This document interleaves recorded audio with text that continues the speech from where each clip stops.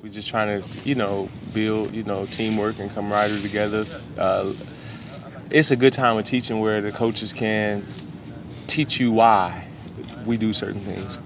And knowing the whys behind it makes you a lot smarter player and a lot better player. I come out to play and lead by example.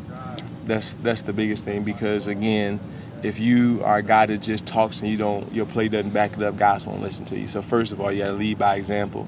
And what happens is when you lead by example, it gives you the ability and the right and the platform to speak, And a lot of times the guys just come up and ask me stuff, most of the time, because you do it right all the time. The coach say, hey, this is how you do it, or a guy's turned around when you run around. They say, man, how you do that, So, and we have a lot of guys that are hungry to learn, so that's good. And those guys, listen and take advice. We don't have any arrogant guys, so it's always good. If you humble, you'll be able to learn. Alex is always trying to get the ball out of his hand quicker, so you have to be on his time.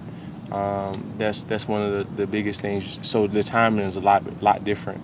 Every quarterback is different, but Alex is one of those guys that wants it out at a certain time. So if you have man-to-man and the route normally times up at 10 yards if it's man-to-man, he's still going to throw it like it's on air. So you got to know that, okay, I only can get 8 right now because it got time up. So all those little things, so I say that's the biggest thing, which is a good thing. How long does it take you to pick up on things like that? No, you just gotta get hit in the back of the head one time with the ball. You should be good.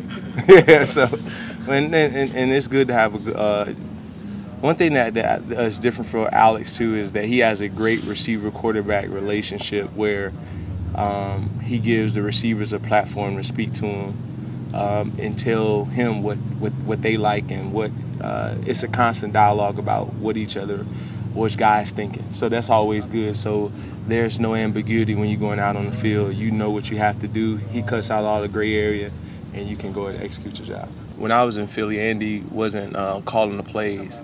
So here he does a lot of that. So it's seamless because I know what he expects.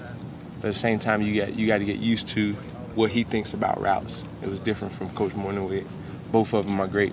So you just learn his philosophy behind things. I can basically tell you what Marty would say every word in a meeting, but Coach, I'm still learning.